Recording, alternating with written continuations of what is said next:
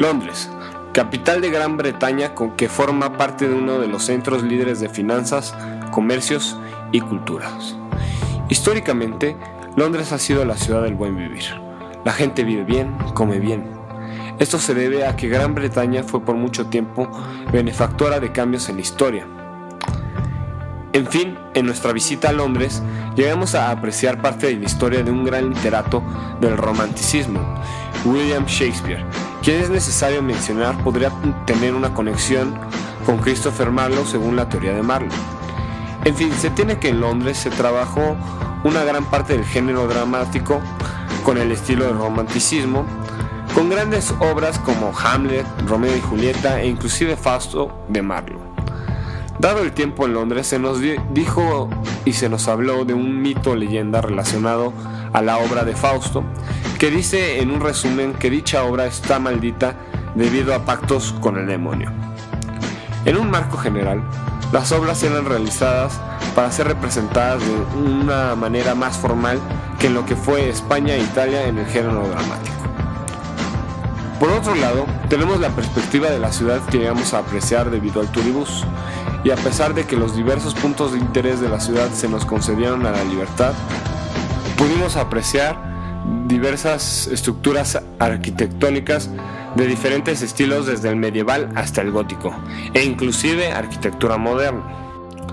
En un marco artístico se llevó a cabo una visita al Museo de Arte Moderno, mejor conocido como el Tate Modern Gallery, en el cual se aprendió y reflexionó sobre el estilo realista y el estilo naturalista. En dicho museo, tras visitar diversas salas, captamos el realismo como la perspectiva del autor hacia la realidad y el naturalismo como una derivación del realismo enfocada en el psique humano.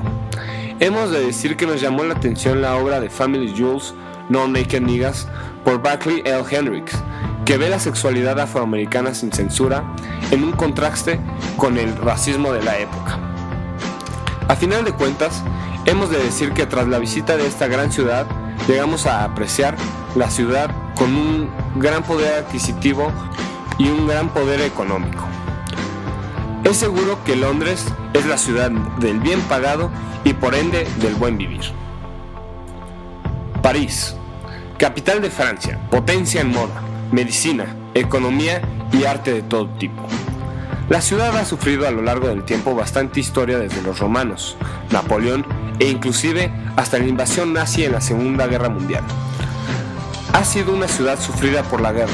Sin embargo, a pesar de las tragedias y la guerra, la ciudad es considerada una de las ciudades más bellas del mundo e inclusive es considerada como la ciudad del amor por sus diversos puntos románticos de interés.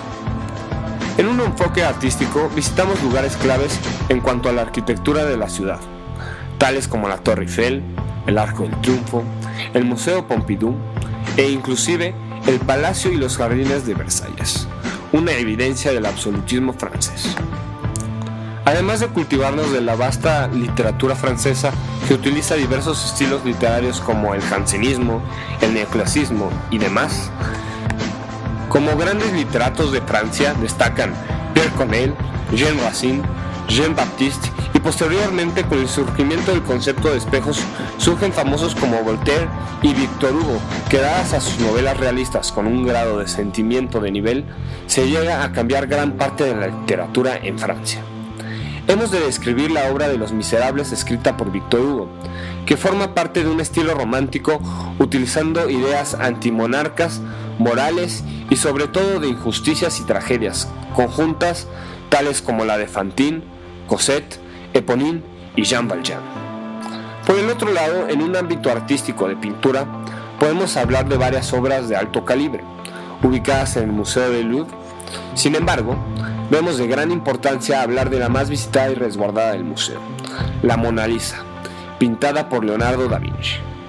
Dicha pintura es un retrato con un estilo renacentista, buscando la humanidad y su perfección por el medio de la pintura.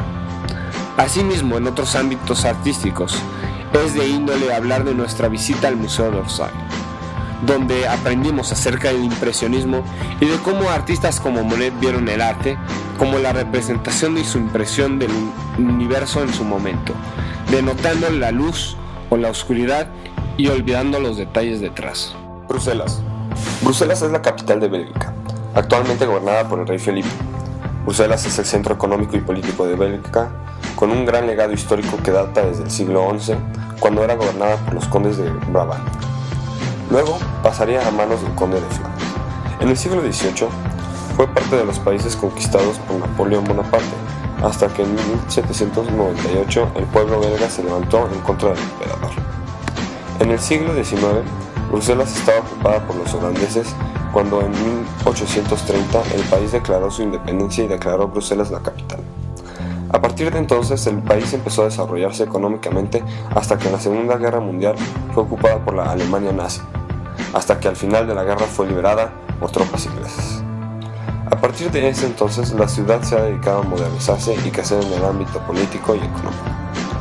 En la ciudad se pueden encontrar una gran variedad de edificios y piezas arquitectónicas de gran valor político y cultural, como la Gran Palace que se encuentra en el centro de la ciudad. Esta está rodeada por una serie de edificios importantes como el Hotel de Ville, la Maison du Duc de Vauban, la Maison du Roi, Les Pigeons, entre otros. También podemos encontrar el icónico átomo, símbolo representativo de Bélgica, cuyo principal atractivo es su peculiar forma y tamaño, aparte de la vista tan amplia que se puede apreciar desde lo alto. Otro atractivo turístico y simbólico de la ciudad es el Manneken-Pis, la famosa estatua del niño haciendo pipí sobre una fuente. Bruselas actualmente es la sede de la Unión Europea debido a su ubicación geográfica y a la escasez de conflictos internacionales en los últimos años llevados a cabo por el país. Bélgica es un país con escasos recursos naturales y por lo tanto depende de las importaciones de los países europeos y se concentra en la exportación de piezas de manufactura. Una obra literaria que surgió en el viaje a Bruselas es El hombre que ríe de Victor Hugo. Victor Hugo, a pesar de ser un escritor francés, se fue a vivir a Bruselas una buena parte de su vida y tuvo su residencia en la Grand Place. El hombre que ríe es una obra situada en Inglaterra que se divide en dos partes y una conclusión. Se trata de un drama que combina poesía, temas filosóficos y hechos históricos que retratan la situación de la aristocracia inglesa en ese entonces y los estados más oscuros del ser humano. Otra obra de arte de pintura surge la Fati-Revive en el Magritte. René Magritte forma parte del realismo mágico corriente que se encarga de representar la realidad de una forma poco convencional y de una forma que hace difícil la apreciación de la obra en cuestión de una forma tradicional. Busca romper esquemas y salirse del ordinario. En la obra Magritte expresa, como lo dice en el propio título de la obra, la fatiga de vivir usando tintes oscuros y un tanto deprimentes sin despegarse de la corriente a la que pertenece. Ámsterdam. Ámsterdam era un pueblo de pescadores hasta 1275, cuando la ciudad fue fundada oficialmente y a partir de entonces fungió como centro comercial y cultural de la zona. En el siglo XVI sucedió la Guerra de Flandes contra España, la cual duró 80 años y concluyó con la independencia de los Países Bajos. El siglo XVII es considerado el siglo de oro en Ámsterdam, ya que fue una etapa llena de prosperidad en cuanto a comercio y crecimiento económico se refiere. A principios del siglo XIX, después de guerras contra Inglaterra y Francia, Ámsterdam cayó ante las manos de Napoleón hasta el año 1815. Durante la Primera y Segunda Guerra Mundial, los Países Bajos tomaron una posición neutral y sin embargo en 1940 Ámsterdam fue ocupada por el régimen nazi, y una vez sometido ante este, el gobierno local apoyó a la exportación y exterminó a más de 100.000 judíos. En el centro de la ciudad podemos encontrar la Plaza Dam, que es la principal de la ciudad, en donde se encuentra el Palacio Real y el monumento a la ciudad. Un lugar icónico es la casa de Ana Frank, donde ella y su familia pasaron 2 largos años antes de ser deportados y exterminados bajo el régimen nazi, y la Ámsterdam ocupada de ese tiempo constituye un monumento a la vida tan trágica que vivió Ana Frank. El Museo de Van Gogh es una visita obligatoria, ya que cuenta con las obras del famoso pintor en una exposición perfectamente conservadas y a un precio accesible.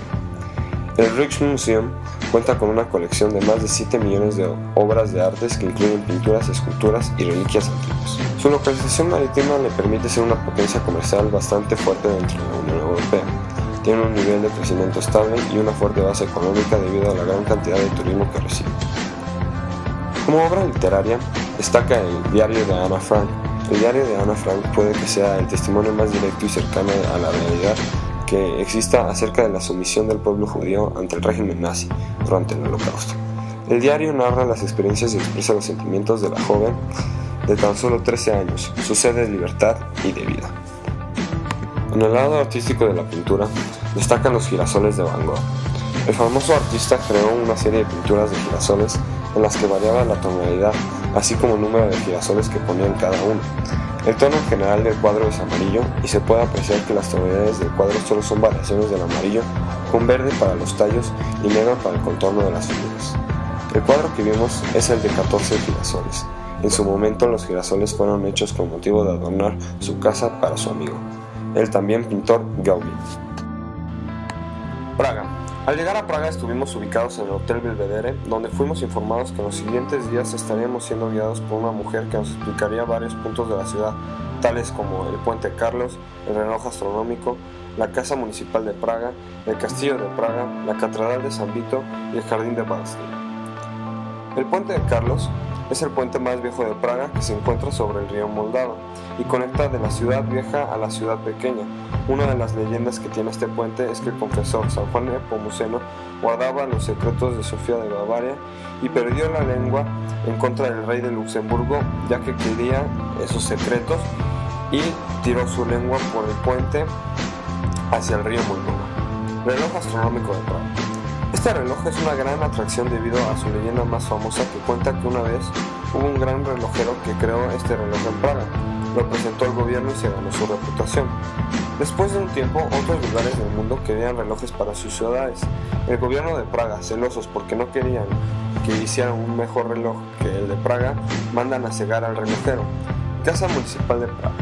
La casa es conocida muy bien por los conciertos que ésta lleva a cabo. También fue residencia de los reyes por un tiempo. Antes estaba compuesta por el Palacio Real, casas de cortesanos, bañarios y un jardín. Después de un tiempo trasladaron la corte de la casa al Castillo de Praga. El Patio Real fue convertido un tiempo en el cuartel y escuela militar de los jóvenes. En este lugar fue reclamada la Primera República Checoslovaca. Castillo de Praga. El Castillo de Praga no es solamente una simple estructura, es un complejo de varios palacios conectados por patios y pequeñas calles que se encuentran construidos en una colina. Dentro de ellas se encuentra la Catedral de San Vito, que se cree que fue construida por el príncipe Borisov en el año 870. Más adelante en la historia sirvió como cuartel central nazi en Praga. Hoy en día también se encuentran guardias que actúan del mismo estilo que los republicanos, haciendo guardias y cambios de guardia. Catedral de San Vito. Es conocido como el símbolo más representativo de Praga y también de toda la República Checa, más que nada por su valor artístico. También representa la culminación de las reivindicaciones de los reyes de Bohemia, que quisieron convertir la diócesis de Praga en arzobispado, y la primera fue colocada en el arzobispo Ernesto de Pardubice, en presencia del rey Juan de Luxemburgo. Su arquitecto fue Matías Arras, un francés genio en la construcción. Jardín de Bastille. Bastille es un palacio que consiste en un complejo de jardines que hacen un punto turístico muy bello debido a lo hermoso e increíble que son y su pared de rocas únicas. Hoy en día sirve como el Senado de República Checa y está abierta para el público todo el año excepto en invierno. Como obra literaria, hemos de hablar de la obra de George Orwell, La Granja, en la cual por medio de animales se representa el comunismo de Rusia por Stalin, haciéndonos dudar de ideas políticas y cambios en el psique humano relacionados al poder. Viena. Nuestra estancia en Viena fue muy corta, pero se pudo apreciar algo de lo que ofrece esta hermosa ciudad. Llegamos a visitar estos lugares con el tiempo que se dejó disponible. Palacio de Schönbrunn. Es también conocido como el segundo Versalles, ya que sus jardines son similares a los del mencionado, aunque no de su mismo tamaño. Tiene una fuente enorme y también dentro de los jardines se encuentra un zoológico. Sirvió como casa de verano para la familia de Habsburgo y fue el lugar donde se llevó a cabo el Congreso de Viena. Leopoldo I lo reconstruye después de la asedio de Viena y fue ocupado 2 veces por Napoleón y hoy en día está declarado como Patrimonio de la Humanidad por la UNESCO.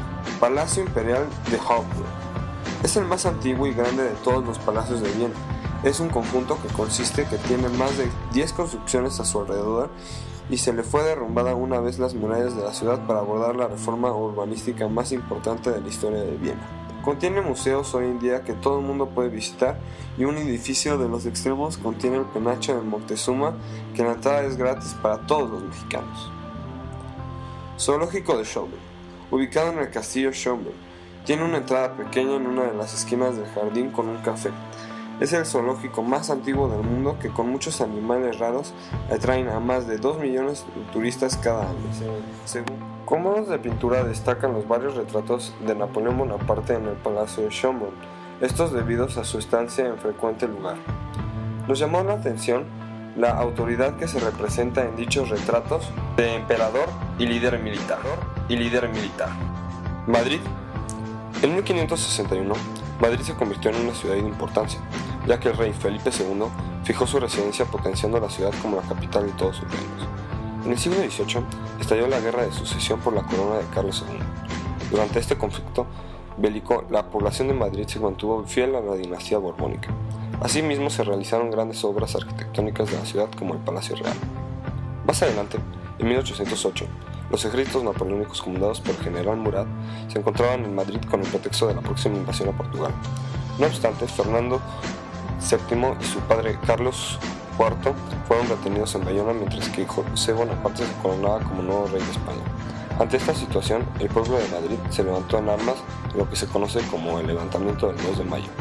A pesar de los esfuerzos revolucionarios del pueblo madrileño, la estrategia de Murat apacó los pequeños levantamientos haciendo uso de la caballería mameluca.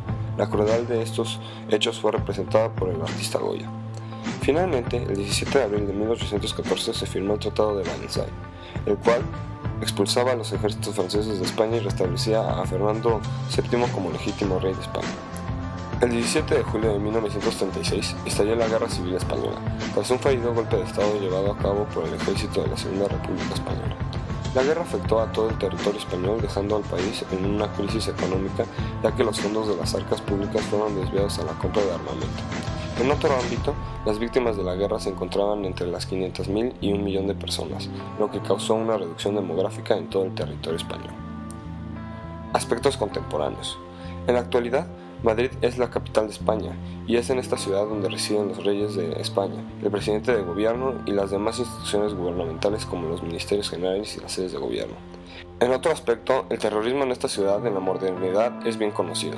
La Euskadi Ta Askatasuna, mejor conocida como la ETA, es una organización política cuyos orígenes se remontan a la dictadura del general Francisco Franco.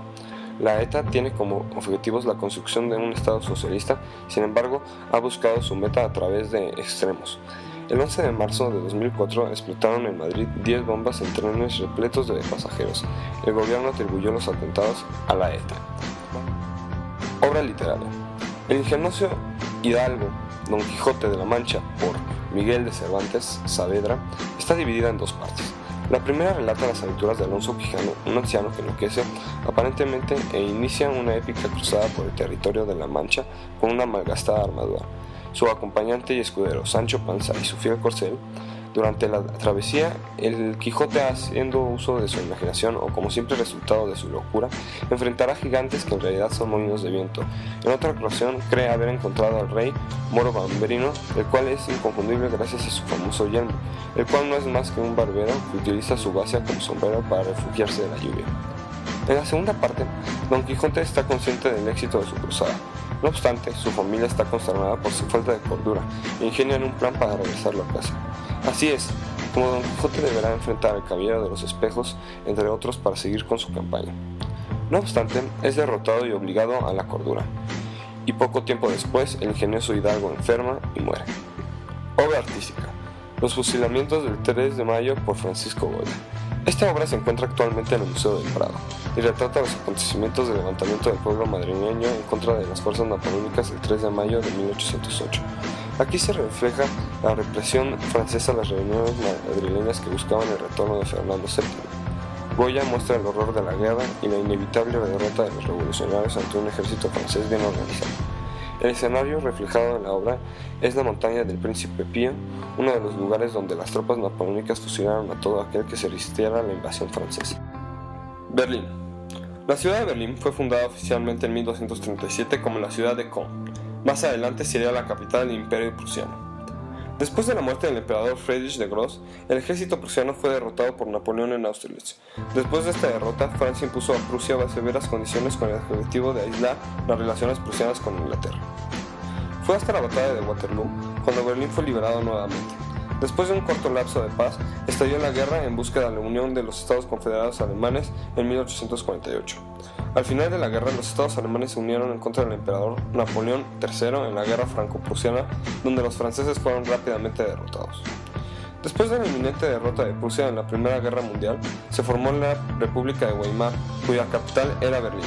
No obstante, el cambio en la política se dio a conocer en 1933, donde el Partido Nacional Socialista Alemán, nazi, ganó las elecciones democráticamente llevando a Adolf Hitler al poder. Durante la Alemania nazi se convirtió en la central del poder Berlín, hasta la derrota del Tercer Reich en 1945, donde Berlín fue tomada por el Ejército Rojo de los rusos. Después de la guerra, Berlín fue dividida entre los aliados de la Segunda Guerra Mundial. La tensión entre la ideología comunista y capitalista llevó a la construcción del Muro de Berlín en 1961 por la DDR, Deutsche Demokratische Republik. El número de víctimas oscila entre los 86 y 238 muertos, quienes intentaron cruzar al otro lado con el objetivo de reunirse con su familia o huir del régimen bolchevique. Finalmente, el Muro de Berlín cayó el 9 de noviembre de 1989, después de que el gobierno de la DDR permitió la libre circulación en Berlín. Actualidad. Hoy en día Berlín es la capital de Alemania, miembro de la Unión Europea y capital de la cultura europea.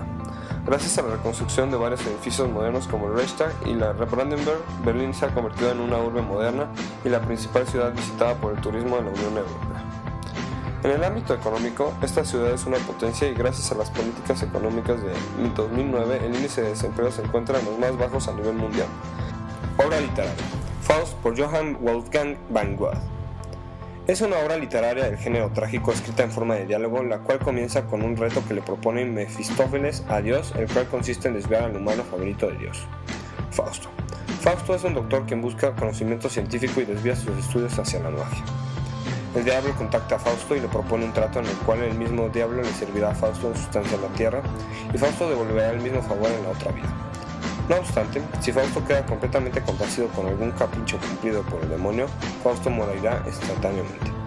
Fausto se enamora de Gretchen, a quien corteja regalándole lujosos objetos.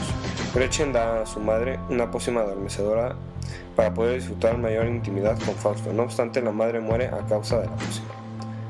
Gretchen ha quedado embarazada, pero su pérdida de cordura la obliga a ahogar a su propio hijo y es encarcelada. Fausto, con ayuda del diablo, la libera. A pesar de esto, Gretchen, sumida en la locura, muere en los brazos de su amado. Cabe mencionar que esta obra es escrita por Van Gogh y luego interpretada por el señor Christopher Marlowe en Inglaterra, por supuesto de una manera distinta. Obra artística. Die Eisenwaldsburg por Adolf von Menzel. Esta obra se encuentra en la Alten Nationalgalerie de Berlín y fue pintada al óleo sobre tela. El estilo utilizado por Menzel refleja la representación honesta de diversos hechos de la vida prusiana, por ejemplo, en obras del Mercado de Verona y la coronación de Guillermo I. En esta misma obra, Menzel muestra una fábrica de hierro que representa la industria prusiana y el estilo del trabajo del obrero en la misma fábrica. Es importante mencionar que el realismo de Menzel está presente en algunas obras en acuarela, las cuales fueron inaceptables en la época guillermina,